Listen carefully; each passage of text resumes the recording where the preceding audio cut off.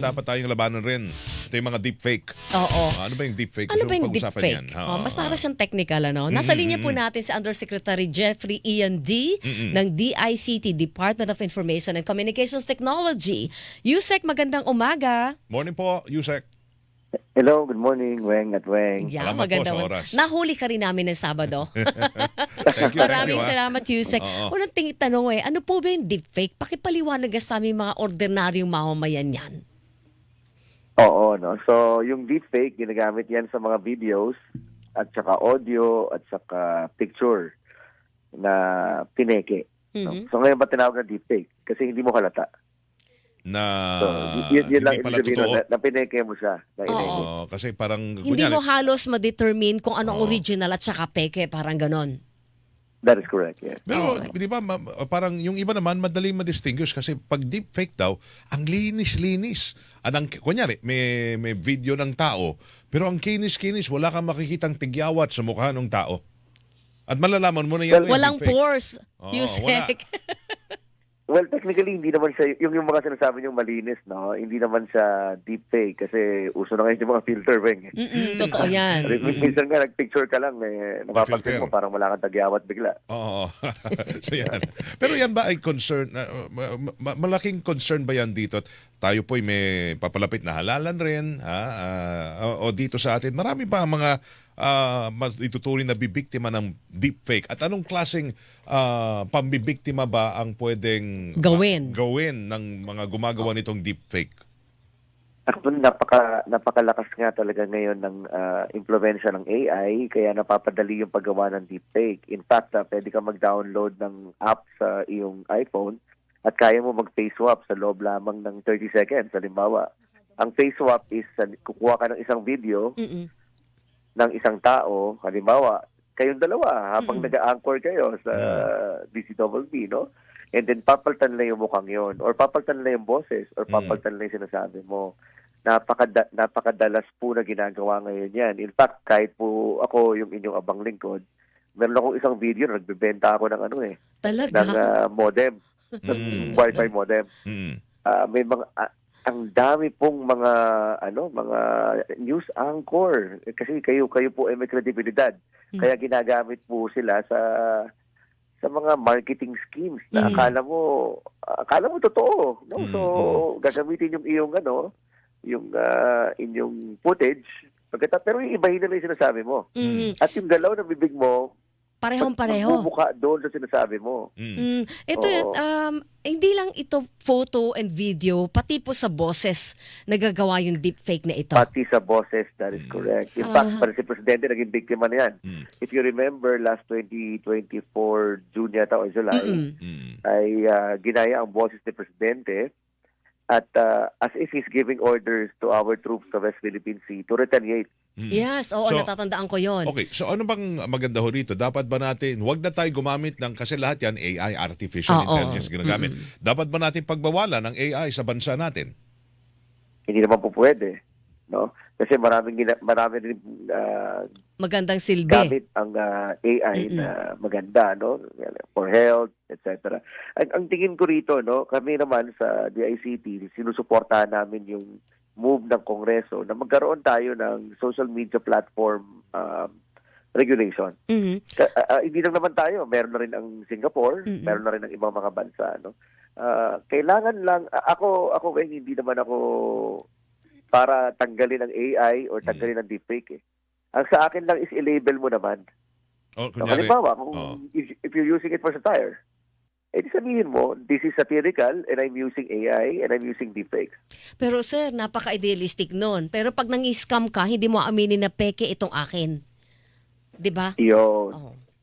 Yung pang-i-scam, mahirap yan kasi walang paalam yan. Totoo 'yun. In fact, yung sinasabi kong video ko, nakita ko pa sa ad eh. Ibig sabihin, akala talaga ng Facebook ay lehitimo kasi binabayaran ng ad Facebook ad. Totoo. Hindi, Okay. So anong pwede nating gawin, Ako may Yusek? partner, ako may suggestion, Ano? Yusek. Ako, kunyari, di ba sa mga sigarilyo, Naglalagay tayo ng warning. Oh, Pinapakita nyo yung masamang yung mga epekto, di ba? gory na pwede mangyari sa'yo. Nandun na, di ba? Oo. Pero kahit meron yan, marami pa rin tumatangkilik. Pero for a start, siguro, baka sa lahat to, para hindi naman makaramdam na parang sinasakal nyo ang lahat ng mga gusto. Kasi Correct. parte to ng, nagbibigay din to ng entertainment, nagbibigay din to ng informasyon.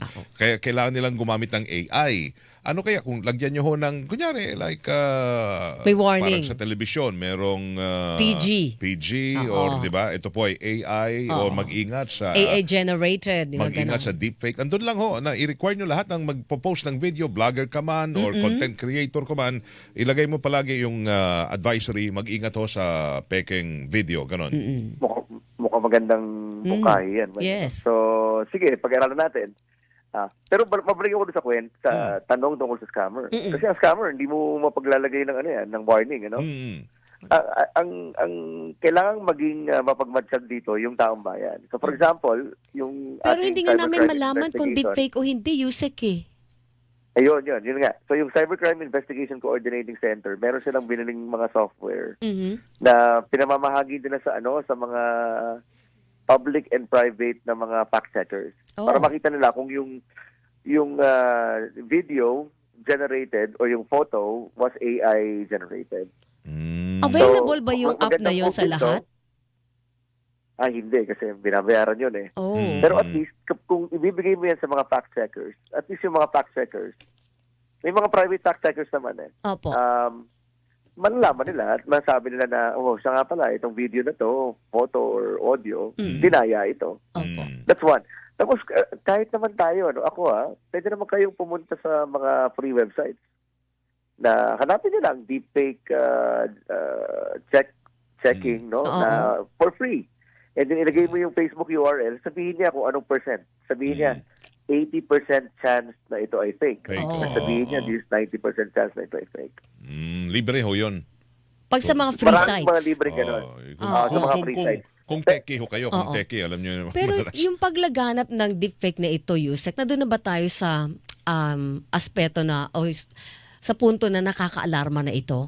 Maganda yung tanong ni Weng kasi lalo na po na-eleksyon tayo. Alam niyo kung gaano siya nakaka-alarma? Mm-mm.